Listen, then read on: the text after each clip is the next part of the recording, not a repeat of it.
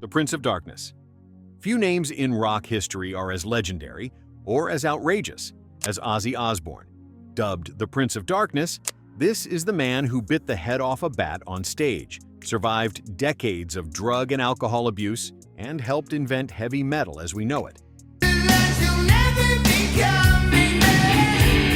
From the gritty streets of Birmingham, England, to becoming a global icon, Ozzy's life has been a roller coaster of brilliance, madness, and sheer survival.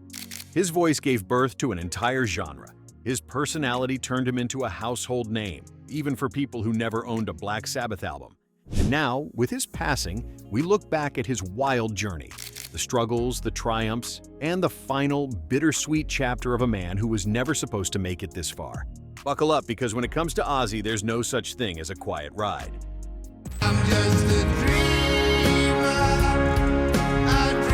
Early life, from Aston to infamy. Ozzy was born John Michael Osbourne on December 3, 1948, in the rough industrial district of Aston, Birmingham.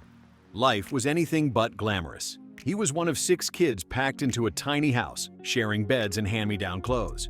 His dad, Jack Osbourne, worked brutal night shifts as a toolmaker, while his mother, Lillian, assembled car components during the day. Money was tight, and like many working-class kids in post-war England, Ozzy grew up tough. School didn't go well. He struggled with dyslexia and what we'd now call ADHD, making reading and writing almost impossible. Teachers labeled him stupid, which crushed his confidence. Years later, he'd joke, "I thought I was dumb as a brick. Turns out, I just couldn't read the bloody thing." By 15, Ozzy dropped out and worked random jobs: plumber's assistant, laborer, even a slaughterhouse worker, which probably explains some of his gory stage antics later. He also dabbled in crime, getting arrested for burglary and spending 6 weeks in jail. He later said prison terrified him straight. "The best thing about getting arrested was realizing I never wanted to go back." But music was his salvation. The first time he heard the Beatles' "She Loves You," he felt something explode inside. "That was it for me," he recalled. "I knew I wanted to be a rock star, or die trying." In 1967, he formed his first band, Rare Breed, with future Black Sabbath bassist Geezer Butler. The band flopped after 2 shows, but something magical was brewing. Black Sabbath, birth of heavy metal. By 1969, Ozzy joined forces with Tony Iommi, Geezer Butler, and Bill Ward to form a new band. At first, they were called Earth, but after seeing a local cinema showing a horror film titled Black Sabbath, they decided the name fit their dark, heavy sound perfectly. Their music was revolutionary.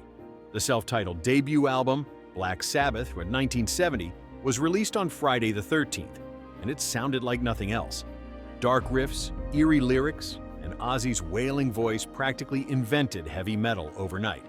Albums like Paranoid and Master of Reality followed, with iconic tracks like Iron Man and War Pigs.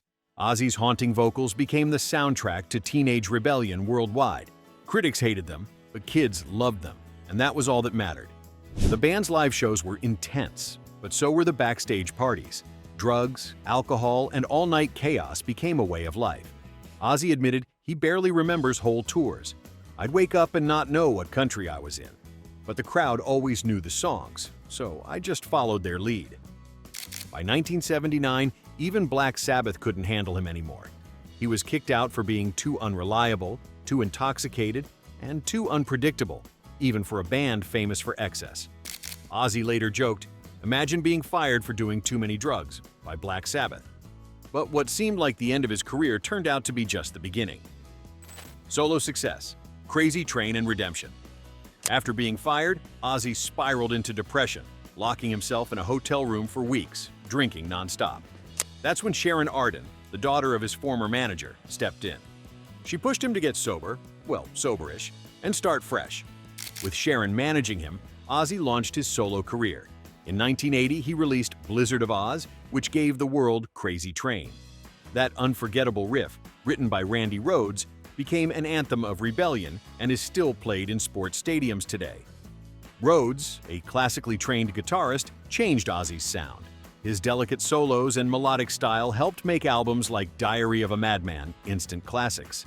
Ozzy often said Rhoads saved his life, giving him purpose again. But tragedy struck in 1982 when Rhodes died in a freak plane crash while on tour. Ozzy was devastated, calling it the worst day of my life. Still, he carried on, dedicating performances to Rhodes' memory. Through the 80s and 90s, Ozzy kept releasing hit albums, selling out arenas, and earning his title as the Prince of Darkness. He won multiple Grammys, proving he wasn't just a wild man, he was a serious musician. Ozzy Osbourne's Grammy journey. Ozzy Osbourne's impact on heavy metal didn't just earn him legions of fans, it brought him Grammy recognition too. Over the years, he's won 5 Grammy Awards, both with Black Sabbath and as a solo artist, proving his influence spans decades. His first Grammy came in 2000, when Black Sabbath won Best Metal Performance for a live version of their classic Iron Man. Ozzy's powerful vocals helped bring the legendary track back to life on stage.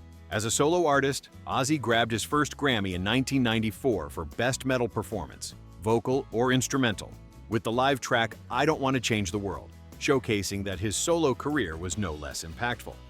Fast forward to 2023, Ozzy won 2 more Grammys, Best Metal Performance for Degradation Rules, featuring Black Sabbath guitarist Tony Iommi, and Best Rock Album for Patient No. 9. Despite health challenges, his passion and artistry remained unstoppable. Throughout his career, Ozzy received numerous Grammy nominations, highlighting his ongoing relevance and influence in metal and rock music. His Grammy wins are a testament to his legendary status and enduring legacy. Ozzy Osbourne's most famous collaborations. Ozzy Osbourne's career is filled with iconic collaborations that helped shape rock and metal history. One of his most legendary partnerships was with guitarist Randy Rhoads, whose virtuosic playing on albums like Blizzard of Oz and Diary of a Madman elevated Ozzy's solo career to new heights. After Rhoads' tragic death, Ozzy worked with other guitar greats like Jakey Lee and Zakk Wylde, both of whom brought their unique styles and kept Ozzy's sound fresh and powerful. Ozzy also teamed up with contemporary artists, like his duet with rapper Post Malone on the hit Take What You Want, blending rock and hip-hop in a way that surprised fans. Another notable collaboration was with guitarist Tony Iommi and Black Sabbath, the band that launched Ozzy's career and defined heavy metal. Over the years, Ozzy has worked with legends like Slash, Eric Clapton, and Lita Ford, proving his influence across generations. Ozzy the Icon, reality TV and Ozfest. He's where the body's burning. Ozzy didn't just stick to music, he became a full-blown pop culture icon. In 1996, he launched Ozfest, a metal festival that gave a stage to rising bands like Slipknot and System of a Down. By the mid-2000s, it had grossed over $100 million, making Ozzy not just a rock star but a savvy businessman. Then came the Osbournes, the MTV reality show that aired from 2002 to 2005. Fans got to see a very different side of him, a bumbling, funny dad wandering around his Beverly Hills mansion yelling, "Sharon, Sharon!" The show made Ozzy a household name with people who had never even heard Paranoid. It also showed his softer side, a family man who adored his kids, even if he could barely work the TV remote. But fame didn't change Ozzy much. He still cursed like a sailor, wore black leather, and loved shocking people, just with a little more humor than before. Lifestyle and controversies. Even off stage, Ozzy lived life at full volume. His car collection was legendary, including a Lamborghini Diablo, a Ferrari F40, and a Rolls-Royce Phantom. He also loved motorcycles, famously crashing a quad bike in 2003, which almost killed him. He collected art and crucifixes, loved tending his garden, and had a soft spot for animals, adopting rescue dogs and donating to animal charities. But his controversies were just as famous as his music. In 1982, during a concert, a fan threw a live bat on stage. Ozzy, thinking it was fake, bit its head off, instantly making rock and roll history and earning a trip to the hospital for rabies shots. Sounds going, "Tell me it's real." I'm like, what? Another infamous moment? Peeing on a historical monument near the Alamo in Texas, which got him banned from San Antonio for 10 years. Ozzy later said, "I was drunk. I thought it was a wall. I had no idea it was sacred." Despite all this, Ozzy was generous, donating to charities like Save the Children and the Elton John AIDS Foundation. Relationships and family. Ozzy Osbourne's personal life was just as wild and unpredictable as his career. His first marriage was to Thelma Riley in 1971, Together they had 2 children, Jessica and Lewis, and Ozzy adopted Thelma's son, Elliot.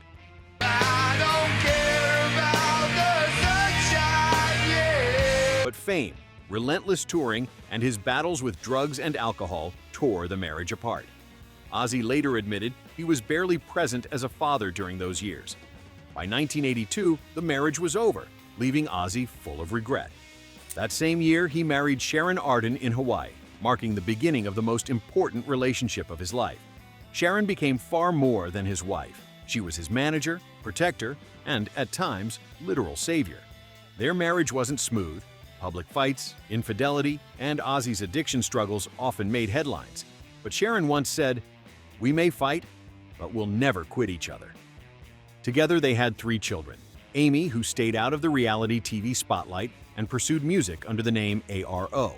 Kelly, who became a singer, fashion icon, and TV personality. And Jack, who built a career as a producer and adventure show host. Despite the chaos, Ozzy always credited his family with saving his life. "If it wasn't for Sharon and the kids, I'd have been dead decades ago." Health battles in final years. After decades of surviving things that would have taken down a lesser man, Ozzy's body finally started to betray him. Years of wild living, countless injuries, and relentless touring caught up. In 2019, a fall at home left him with severe spinal damage, leading to multiple surgeries. Then came the crushing news: Parkinson's disease, officially diagnosed in 2020. Touring, the thing that defined his life, became impossible. By early 2023, Ozzy reluctantly announced his retirement from live performances, saying, "This is probably one of the hardest things I've ever had to share with my fans." But creatively, he refused to slow down. In true Prince of Darkness fashion, he channeled his struggles into music.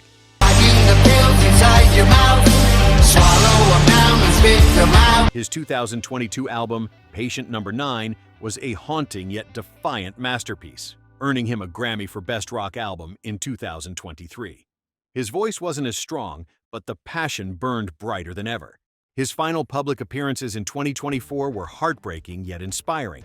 Frail and in a wheelchair, Ozzy smiled, waved, and told fans, "I love you all. You made my life worth living." For someone who once seemed indestructible, it was a vulnerable yet fitting goodbye.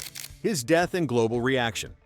On June 18, 2025, the world lost one of rock's most iconic figures when Ozzy Osbourne passed away peacefully at his home in Buckinghamshire, England, surrounded by his family. He was 76 years old, and his death was attributed to complications from Parkinson's disease and years of ongoing health struggles. Tributes poured in immediately. Black Sabbath bandmate Tony Iommi called him the greatest voice in metal history. Metallica, Slipknot, and even artists outside the rock world honored the man who redefined heavy metal. Fans around the globe held candlelight vigils, leaving flowers, handwritten notes, and yes, even toy bats outside his Birmingham childhood home in a nod to his most infamous onstage moment. In true Ozzy fashion, a pre-recorded farewell message was released. "Don't cry for me. Play it loud. I'll see you on the other side." Though the Prince of Darkness is gone, his music, attitude, and influence will live forever in the hearts of rock fans worldwide. Legacy. Long live the Prince of Darkness. Ozzy's legacy is monumental. He helped invent heavy metal, influenced countless bands, and showed the world you can be outrageous, vulnerable, and human all at once. He turned personal demons into music that gave fans an outlet for their own struggles. And for over 5 decades, he proved that being different isn't just okay, it's legendary. The Prince of Darkness may be gone, but his voice will echo forever. What's your favorite Ozzy moment? The bat incident? Crazy train? Or maybe just him yelling, "Sharon"? Let us know in the comments. If you love rock documentaries, hit like, subscribe, and crank this channel to 11, because Ozzy would have wanted it that way.